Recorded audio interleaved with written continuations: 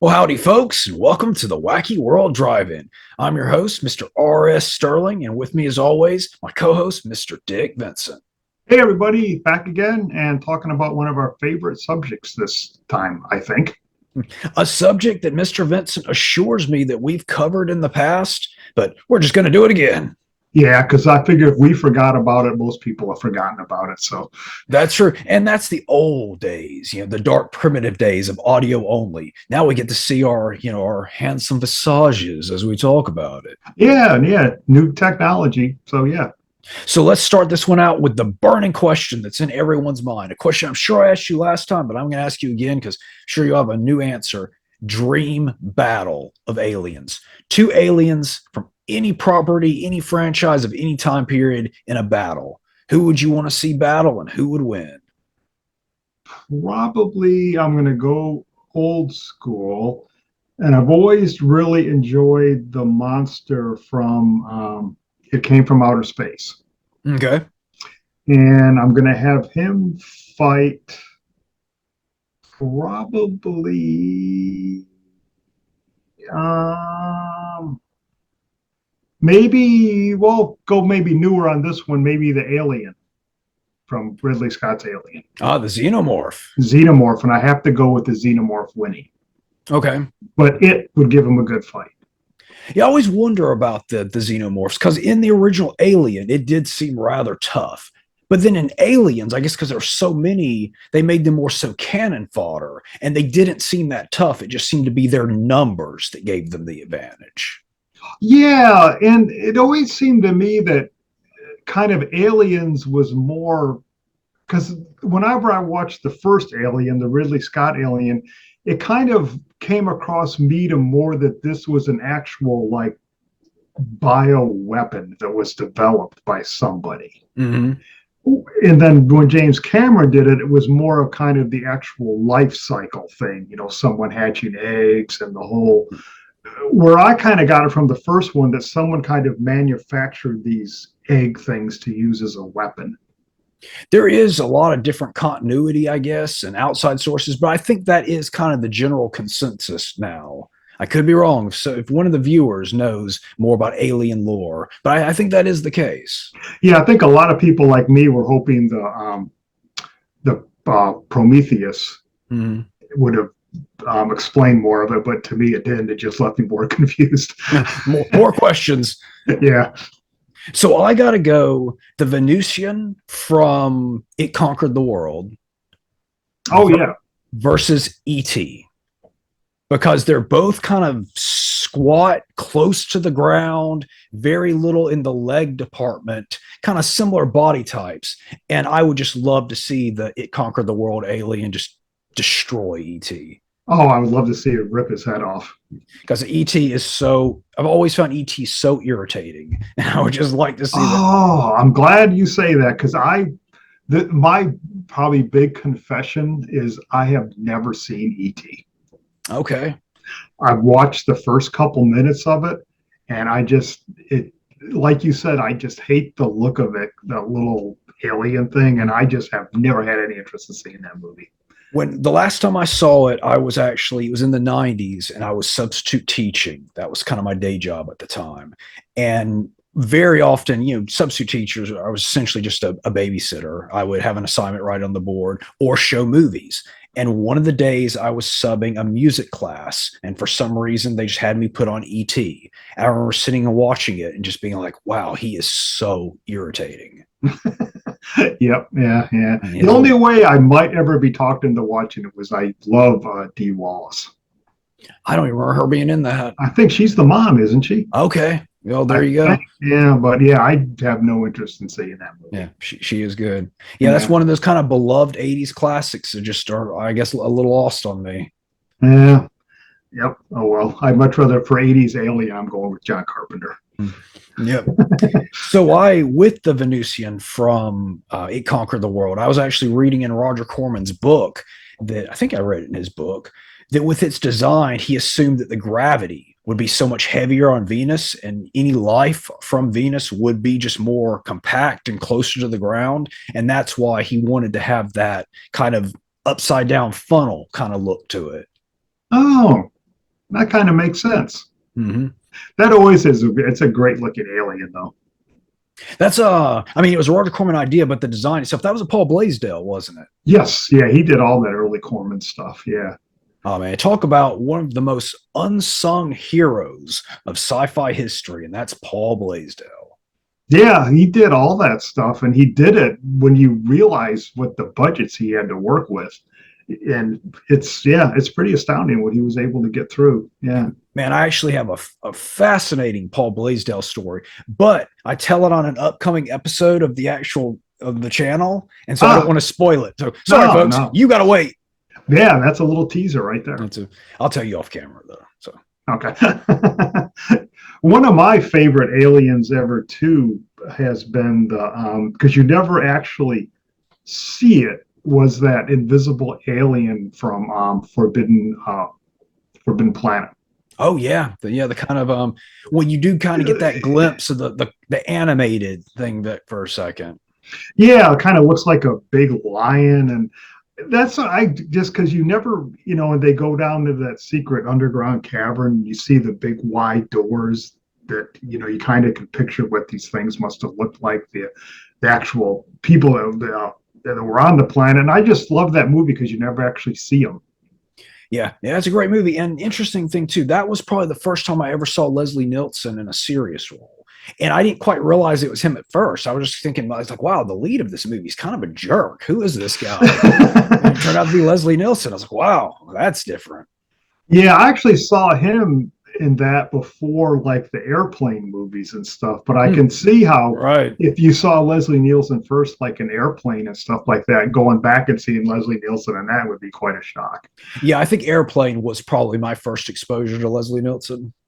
Yeah, that's what that was when he kind of uh, broke open for a lot of people. Yeah, I'll tell you, kind of the opposite end of the things from E.T., a movie I loved as a kid. Haven't seen it since I was a kid, though, so I cannot speak for its quality now. But I looked up before we got on here the aliens to see how they hold up, and the aliens are still amazing. And that's Explorers. I want to say it came out in 85. Yeah, that's probably the last time I saw it too.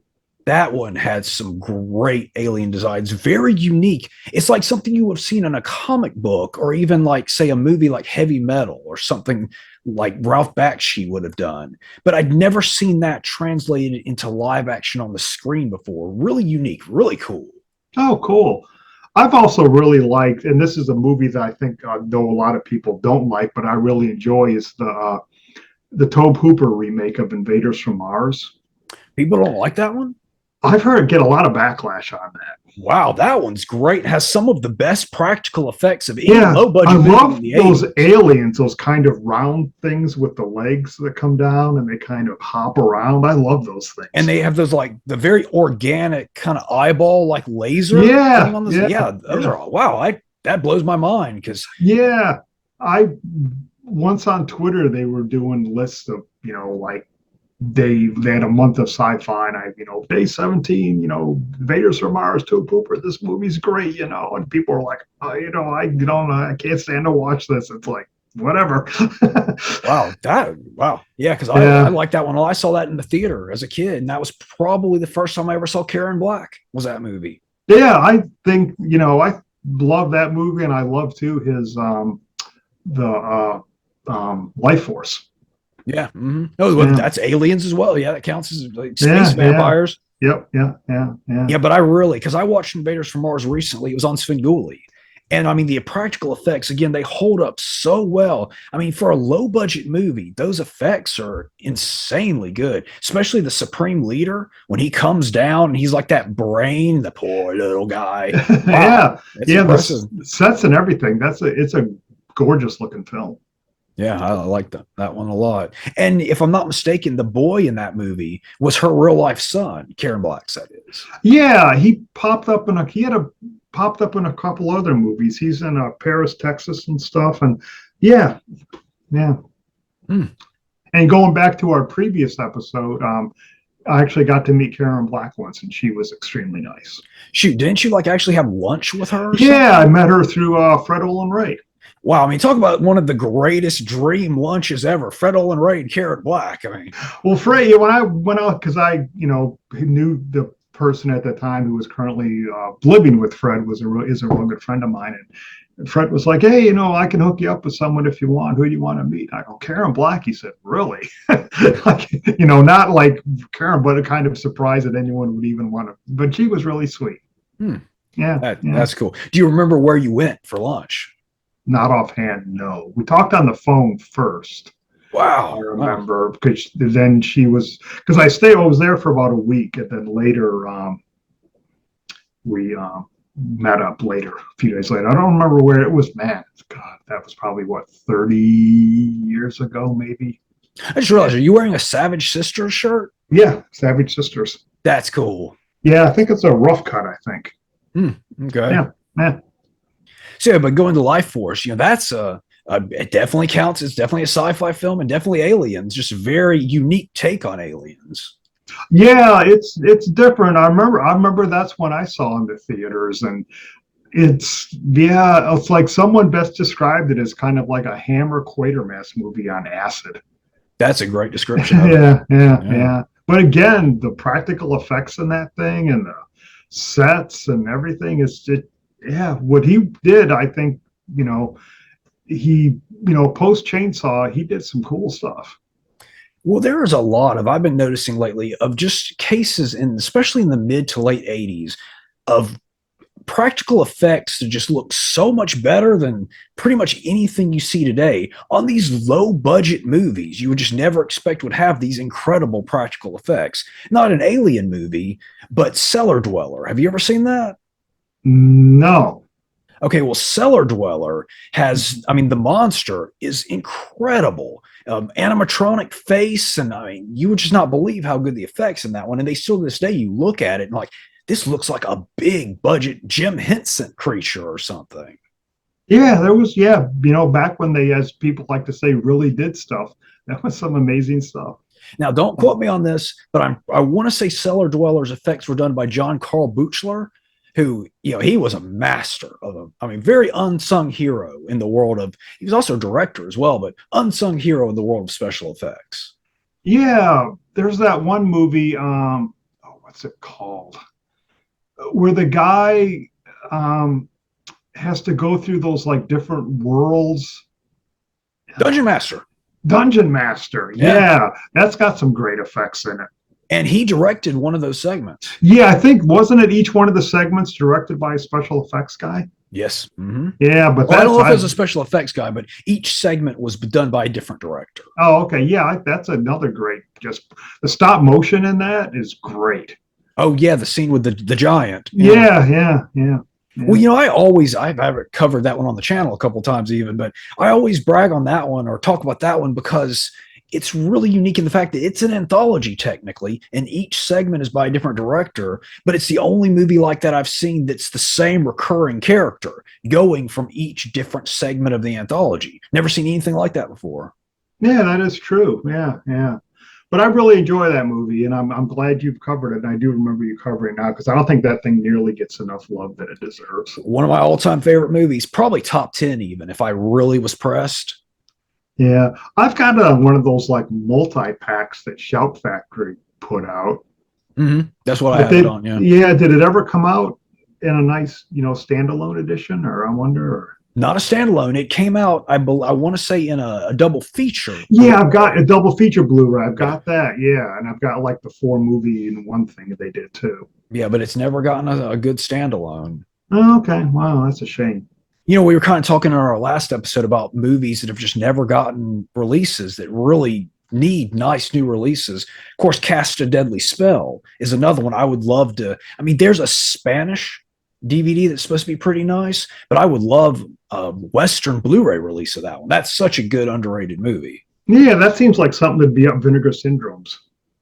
Or Arrow at very least. Or Arrow, yeah, yeah. Well, I always hope for Arrow because I lean much more toward Arrow than I do Vinegar Syndrome. So I always hope for an Arrow release. Arrow's cool. Yeah. Yeah, I like Vinegar Syndrome, but I mean, I don't, what they do, they're doing God's work there, but they're just getting a little pricey.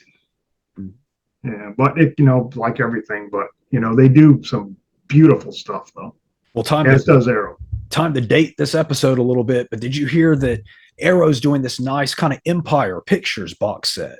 And it has Arena, it has Dungeon Master, it has, I want to say, Dolls, Cellar Dweller, and a robot. I forget which one, Robot Wars or Robot Jocks, one of those. No. Yeah, really nice. And apparently there's 3 different versions of Dungeon Master on there. Like I didn't know there was 2 different versions. So yeah, that's gonna be Wow. a cool. And it comes in this neat purple box, like very nice looking release. Oh, cool. I haven't heard about that one. No. And and the way Arrow, great thing about Arrow is they've started doing the multi-region releases where it's not just UK stuff anymore. Yeah, you don't have to worry about if you don't have the region free player, and plus you can get them from local places. Yeah, that's cool. I got to look for that. Segue, speaking of a movie I've covered on the channel and a movie in that set that is about aliens, and that's Arena. Have you ever seen that one? Never seen that one either. Oh, that is a good one. And again, more wonderful practical effects. Oh, cool. Cool. That's one I really wish I'd seen as a child. Because, I mean, talk about everything I could have wanted as a kid. I mean, aliens fighting Street Fighter style in outer space. I mean, you don't see a lot of people punching aliens in the face like that. No, that's something cool. Yeah. Yeah, so that's set then. Since you haven't seen Cellar Dweller, you haven't seen Arena. You've seen Dolls though, right? Oh yeah. Dolls and then a Dungeon. So that'd be a good set to get. Yeah, that I got to look into that. Yeah, yeah. Yeah, so I don't know what I'm talking about. I was talking about, oh, there's never been a standalone release of Dungeon Master like 5 minutes ago. Well, there's one coming out on that set. Yeah, well, technically it's not standalone, but still, it's going to be nice to get a decent. That's true. That's true. So I'm not a complete idiot. No, just kind of an idiot. No, we'll give you a pass on that. Give you a pass on that one. As we've been talking, I realized just because with aliens, whenever I think great alien movies, I always think the 50s. But from what we've been talking, the 80s was a great decade for movie aliens as well. I mean, of course, with the big stuff like the Predator and the Xenomorphs, and then, of course, like John Carpenter's The Thing. And as I mentioned, Explorers, Invaders from Mars, Life Force. Yeah, there was some cool stuff coming out. And it's like I said, like you mentioned, everyone talks about the bigger movies, but there was a lot of probably, little stuff, out there. What year was It Came Without Warning? Was that late 70s or was that early 80s? I want to say 79 or 80. That one's got a cool looking alien too. Yeah, and it's and that one never even came out on videotape. That thing was impossible to find for decades until I think Screen Factory brought it out. Yeah, but yeah, that's cool with the little things he throws. Yeah, the little suckers. And I think the same guy that plays the alien in that is the same guy who plays him in Predator. The same stuntman. Yeah, I love that movie when he throws those little things with the teeth in it and it sticks in people. Well, it's kind of like, didn't it conquer the world? Didn't it have? Yeah, had those little bat things, kind of. Yeah. Oh yeah, that's interesting. I'm probably a little influence there. Yeah. Well, you gotta borrow from the best. Mm-hmm. Yeah, it's a cool alien design too. Because I just like aliens, but I really like humanoid aliens, and I think humanoid aliens just really aren't used that much anymore. Or for a while, people like the crazy designs that are just very non-human. But I kind of dig the old school alien in a spacesuit, even like the aliens that wear clothes and carry laser pistols and just have big Star Trek like heads. Yeah, I always liked the original Thing. Oh yeah, yeah, the black and white one. He's just a big hulking guy in a spacesuit. Kind of like a space Frankenstein. Exactly. Yeah. Yeah, when I did my top sci-fi plant creatures episode on the channel, I made sure to squeeze him in there because they said in the movie that he was essentially a carrot. That he was a vegetable life form. So I'm like, I'm counting it. Yeah, he had chloroform and stuff in him. Yeah, they say he's a vegetable. Yeah. Because that's how they kill him. They go, what do you do with a vegetable? You fry it. Yeah, cook it. Yeah. Cook it, yeah. Talk about, again, practical effects that hold up so well. That scene where they set him on fire and he's on fire and running through all that fire. That's incredible. That's a sight to behold even to this day. It's like some guy actually did that. That's not CG. That's not effects work. That's a dude on fire running through fire. And he is really on fire. Yeah, I mean, Yeah, he stays on fire for a long time. Yeah. You got to give a shout out to those old stunt guys. Yeah. Yeah. Yeah, so it seems almost uncomfortable watching, just knowing what that poor actor had to go through in that scene. Hopefully they were standing by with a lot of fire extinguishers. But you never know. Back in the day, they might have just thrown a cup of coffee on him and be like, go walk it off. Yeah. That's kind of, the stuntmen, I think. The one thing that's cool about the Halloween movies and stuff, one of the things that's cool, and we're going back to our previous episode of cons, is all those guys like Kane Hodder and stuff, the old stuntmen. It's cool to see them be able to get a little, time in the spotlight. Yeah. And it's surprising a lot of those guys are still even active or working. The fact that they can still move and walk. Yes, exactly. After being run over by cars and dropped from 3-story buildings and stuff. Yeah. I'll tell you another alien that I always thought was kind of fun. Very brief little scene, but from the movie UHF, the Weird Al movie. You ever seen that? Oh yeah, years and years ago. Well, at the very end, and spoilers, if anyone wants to skip the next couple minutes who haven't seen UHF, I'm going to spoiler here, spoiler it for a 30-year-old movie. But the scientist guy that works in the TV station, at the end, it turns out he's an alien and he goes back to his home world. But there's this really brief moment where his face turns into, I guess, stop motion, and it turns all alien-y, and then he flies off into space.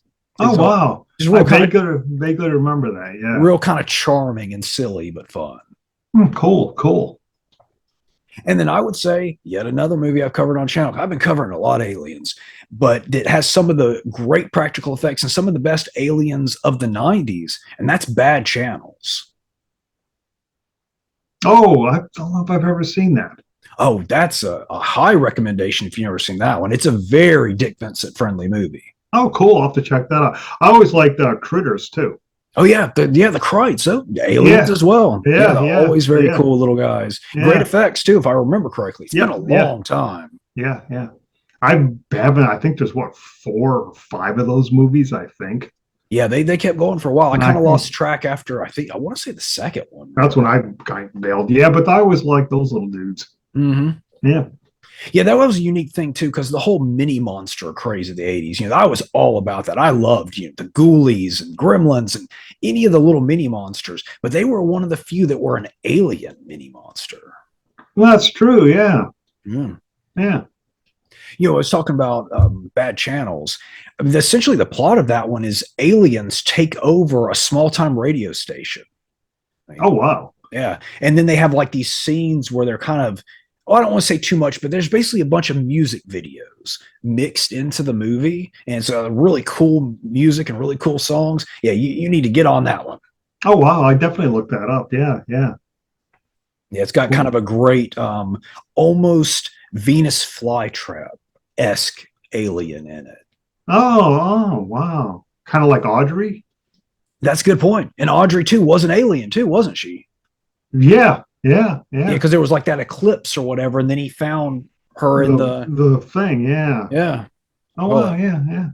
Talk about more amazing practical effects. Oh, the Frank Oz one, Little Shop of Horrors. Yeah, exactly. Yeah. I mean, still to this day, those effects blow my mind how good they are. Yeah. Especially when it's gigantic and everything. And yeah. Oh, well, have you ever seen the alternate ending? Yeah, I have the Blu-ray, I think, that has that on it. Oh, I love that ending where it goes to black and white and all the giant Audrey 2 turns into 50s sci-fi. Oh, that's awesome. Yeah, neat. Yeah. Oh, and also, I always liked too, going back a ways to the Invasion of the Saucer Men, talking about mini aliens. Oh yeah, yeah, from the guys with the big needles in their arms and the big giant head. Yeah, and they're kind of mini aliens. Actually, one of my first exposures to that, because a lot of that stuff in the 80s when I was growing up, it just wasn't on home video. So if Yeah. you didn't catch it on late night TV or something, you just didn't get to see it. So a lot of that stuff I was exposed to with either A, the horrible horror release from Zachary, which I always talk about, or like model kit catalogs, because there was that whole kind of wave of 50s and 60s type Yeah. movie monsters that got model kits at that time. So I would see this stuff like the model kit for the Invasion from the Saucermen little monsters. And I always thought it was so cool. Couldn't watch the movie, had no way of actually seeing it, but I always thought the alien was really cool back then. Yeah. I think that's more Paul Blithedale, I think. Probably, yeah. Yeah. Again, unsung hero. Yeah, I don't know if there's been one since then, but it's an old McFarlane book. I have a book on him Okay. that I think is probably the only book that's ever been done. But he's someone that needs to do a nice big coffee table book on. Yeah, that would be Yeah. great. Yeah. You know, Bob Burns is another really interesting figure in that whole scene. Are you familiar with him? Oh yeah, because he's got a lot of that. Or is Bob still with us? You know, that's a good question. I think he is, but don't quote Good, me. good. I hope he is. Yeah, because he's got tons of that stuff. Yeah. Yeah, I mean, he is really kind of before that was a thing of, you know, back in the day, they would just throw stuff out. They just never occurred that save this stuff. It's collector's items. People may want them someday, but he was kind of one of the first that really started rescuing those props and stuff. Yeah, yeah, yeah. Yeah, yeah, because like I said, a lot of that stuff ended up in dumpsters or landfills. When they were done with it, man, we don't need this again. We're not going to remake this movie. Ah, I know. That's such a shame. Well, you remember Batman 66. You know, they actually managed to save it and they were going to do another season, but then they turned out, oh, we tore down the sets. Oh well. And so they didn't do it after all because the Batcave and everything. yeah, it's like we could have gotten another season, but they just jumped the gun and tore down the sets and like, oh, we don't want to rebuild it. Oh, man. So we've talked 50s, we've talked 80s, a little bit of 90s. What about the 60s and 70s? What about some good aliens in that time period? Because I'm wondering if perhaps since aliens were such a big thing in the 50s, that they'd kind of fallen out of fashion by the 60s. That's why we don't have quite as many 60s memorable alien type stuff. I mean, they were there plenty, but not like you think of with the 50s. Yeah, you really can't think of one that really just stands out in your mind. At least I can right off. I mean, there were science fiction movies, but I know once I start editing this, I'm like, how could I be so foolish not remember so and so, so and so? Yeah, well, there was the green slime. Green Slime, of course. Oh yeah, there we go. Green Slime, all the Godzilla movies, Star Trek, yeah, Star Trek, Lost in Star Space, Trek, and Gamera. So yeah, just more stupidity from the lounge, folks. Yeah, well, you know. But I always say you get what you pay for. Yeah. But we did come up with some stuff, so we're not totally stupid. Not totally. Yeah. Just mostly. But yeah, Godzilla, because especially as it went from the late 60s into the 70s, he was battling aliens a lot. That was kind of a big bane. I mean, they got really sci-fi, those movies. Oh yeah, you know, Space Godzilla and all that stuff. Yeah, yeah. Oh yeah, even later in the Heisei period. Yep, yeah. Well, you know, even going back to the earlier ones, technically Monster Zero was an alien. Alien, yeah, yeah. I want to say Gigan was an alien as well. Yeah, yeah, if I remember right. Yeah. And he even literally fought. I mean, there were aliens and flying saucers bringing these monsters there and stuff. Yeah. And then, of course, you have something like, say, Spectre Man, where the villain of the piece was an alien gorilla guy with a green face and an awesome pink suit. I mean, oh yeah. But just when you think about it, there is a lot.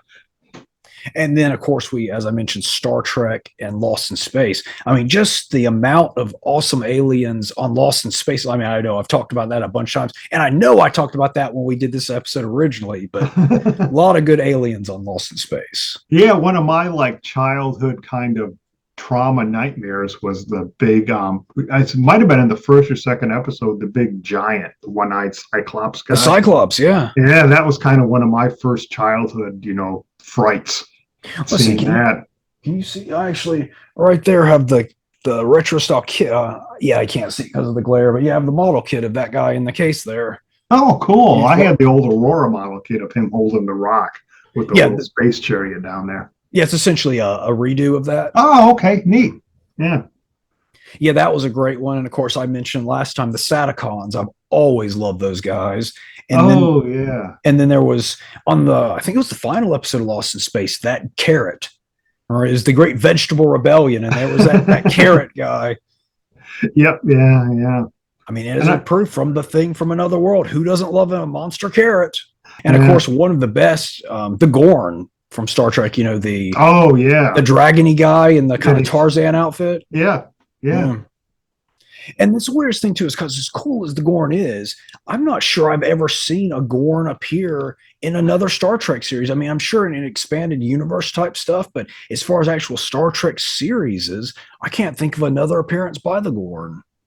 Oh, that's strange. You see that they would bring him back for a cameo or something. I guess maybe he was just two sixties, but I mean, is anything ever two sixties?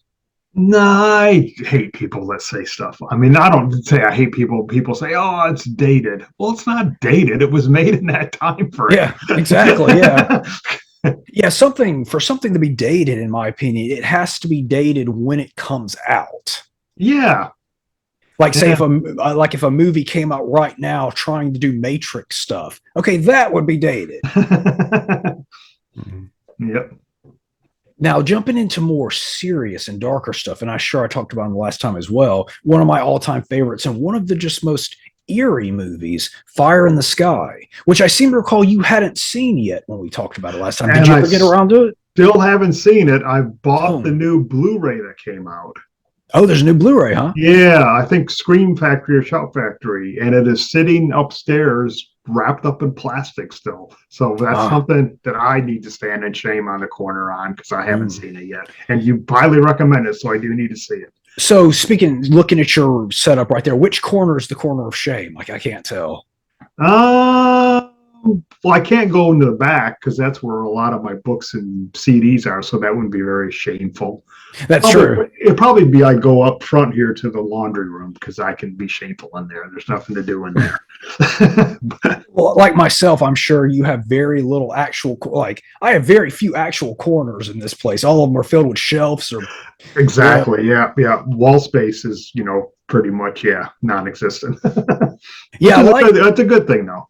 yeah, I like seeing this room. It's a different view than we've seen before. The setup is nice, like the way you have your posters framed there, very nicely organized. Oh, thanks. Yeah. Kind of was haphazard, but it worked out well because, I did them one at a time as I can get stuff framed. But yeah, worked out pretty good. And you know what I appreciate too is I never understand why people who have homes have white or tan walls.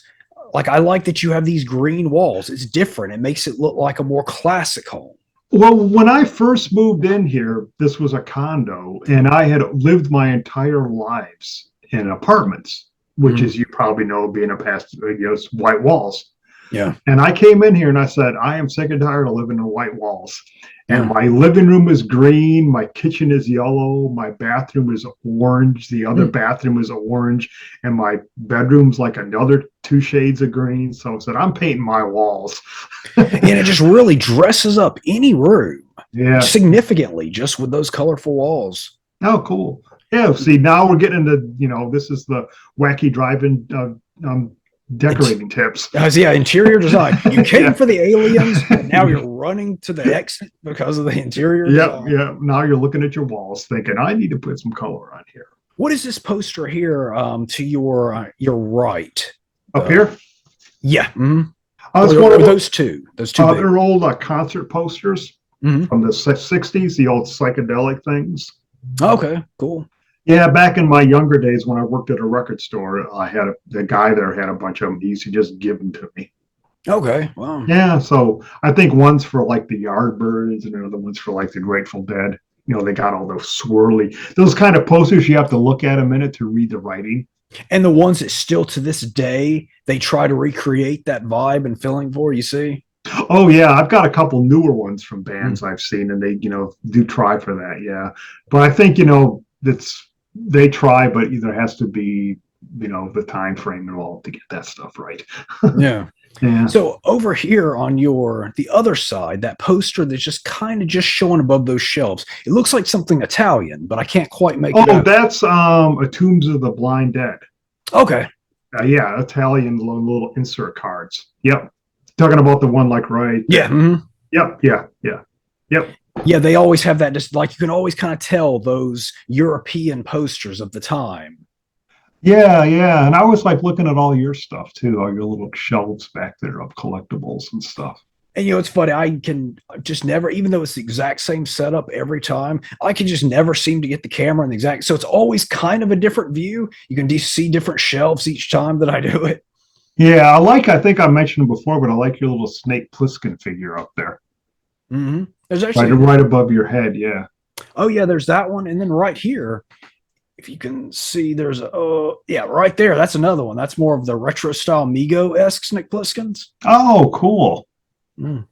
That are those Mego Star Trek figures on the shelf above you? Yes, Above sir. you? Yeah, and Wow. it's a nice mixture of actual old school '70s ones with the new school ones. But there are some actual old school original '70s release ones up there. Oh, I have a friend who's really into the Mego stuff. There's a convention, I want to say, like up in West Virginia or something, he used to go to every year. It was just strictly a Mego convention.